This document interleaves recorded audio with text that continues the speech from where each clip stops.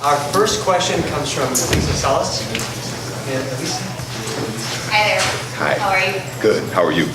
I'm well. Good. I'm Lisa Salas. I'm the CEO of College Track and also on the Leadership Council. Thank you for joining us today. Sure. Our first question, which you'll have 2 minutes to answer, is what makes you the most qualified leader to serve Oakland students in your district school board seat? And in what specific areas will you bring expertise to the board? Okay, most qualified. I hate talking about myself, so that's not something I love to do. But I'd say I'm most qualified because of my passion and commitment to the city of Oakland. This is where I was born and raised, and I believe there's a little bit of the creek water from East Oakland, where I went to school, middle school and elementary school, that runs through my blood. I'm very protective of the city. I have a deep understanding of the city. This is where my family migrated to in 1953. And I just feel strongly that we have been on the verge of greatness for a long time. And I think we're close to getting there. And, you know, I think the one thing, if there was one thing that I could say about myself, is that I am not afraid to have difficult conversations. And when I sat at this table 4 years ago, it does not seem like 4 years ago, I was a rookie politician who didn't know much. And I still say I'm a rookie politician who doesn't know much, but I'm learning. And I look forward to having difficult conversations because that's what it's going to take to get us to the next level. So whether it be discussions about special education, whether it be discussions about the inequity that exists in Oakland, I feel that I'm prepared to lead the city, not only the city, but specifically District 7, through conversations that are going to make us better. And so my priority is to continue to bring top choice quality schools to District 7 first. I'm not ashamed to say that. I work for the city, but I'm an East Oakland boy. And I understand that we have not had access to high quality education options in District 7 for a long time, since I was a kid, even before I was a kid. And that's my aspiration. That's why I feel like I'm the best person for the job. Thank you. Our next question is from Lacey Haskell. Hi, good morning. So my question is, what is your assessment of the district's current priorities, and what are your top 3 personal priorities, and why are these important to you? And you have about 4 minutes to answer the question. Okay. I'm a fan of the district's current priorities, as I was a part of the team, the board, and the superintendent who set those priorities. You know, I think just going back to the first question, one of the priorities on that list was to improve the service and quality of special education. And that was something that no one really wanted to tap, no one really wanted to talk about, because the special education service in Oakland Unified has not been particularly beneficial to particularly underserved students. And so I am so glad that we began that conversation and we began the work with the community to begin to unlock some of the possibilities of what could happen in special education. And that we are on a path to regionalize some of the things that have been amazing parts of that program, the reading program, and giving special education students access to general education opportunities, something that they have been denied for far too long. The second priority, one that may not be too exciting, was a budget priority. And yeah, it's never fun to talk about money, but understanding that when I came onto the school board, you could not go online and get a picture of what your budget looked like at school. You could not have access to online what the top line budget looked like. Now you can do that. Now the transparency that exists with the budget allows parents, allows students access to where every single dollar is in the district. And that's so important because there's a great deal of distrust that exists between community, central office, school sites, And so when one of my goals was to say, let's play spades face up with the cards face up, right? So that everybody knows what's going on. That's the first step. So fiscal transparency, and we're not done yet, but we've made incredible strides to open up the budget and invite people in to understand what's going on. The third thing that this is my colleagues, I don't know if any of them are in the room, but the work that we've done over the last 2 years in terms of community engagement and reaching out and hearing from just every sector of the city and understanding what the top priorities were, whether they be charter schools, whether they be common enrollment, whether they be race and equity in the district. We have engaged over the last year in conversations where it wasn't just about, all those in favor, vote, speak for 30 seconds, but where community had a chance to come in and voice their opinion about what we were doing, where we had a chance to hear about our priorities. I think that has never happened before in Oakland, and I think it's important that we continue that dialogue. So community engagement. The last of which is something we continue to do. It's quality school development. And that means empowering communities and school sites to build and improve upon their schools. So the priority is simply this. You look at a policy called the school site governance policy, and then you look at the quality school development policy. My aspiration, the aspiration I believe of everybody on the school board at this time, is to fully empower the school site to make all the decisions. It's not about a central office that says, we make the decisions, we allocate the money. No.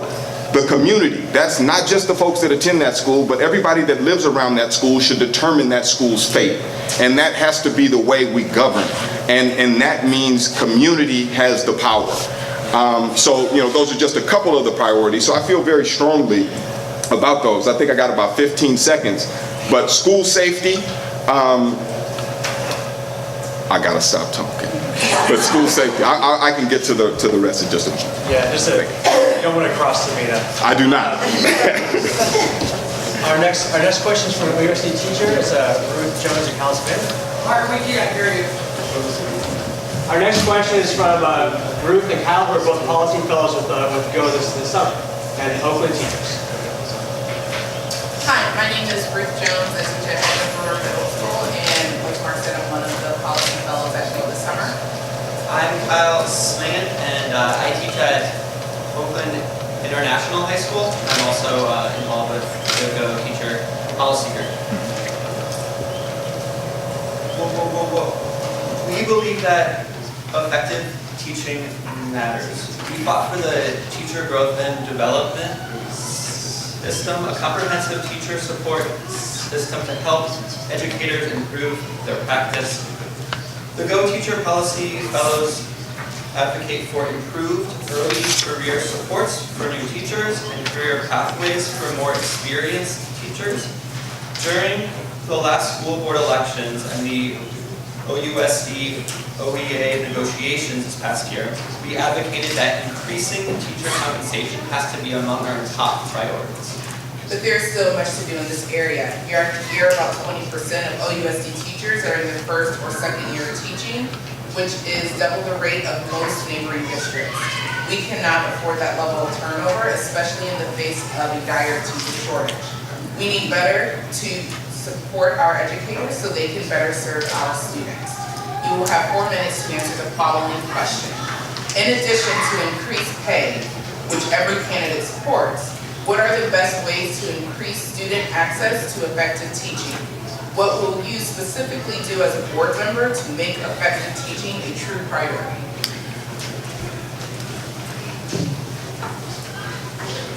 We think about that. There was a lot of information in that one. So, student access to effective teaching. That typically means getting, in my opinion, our students in most need in front of our best teachers.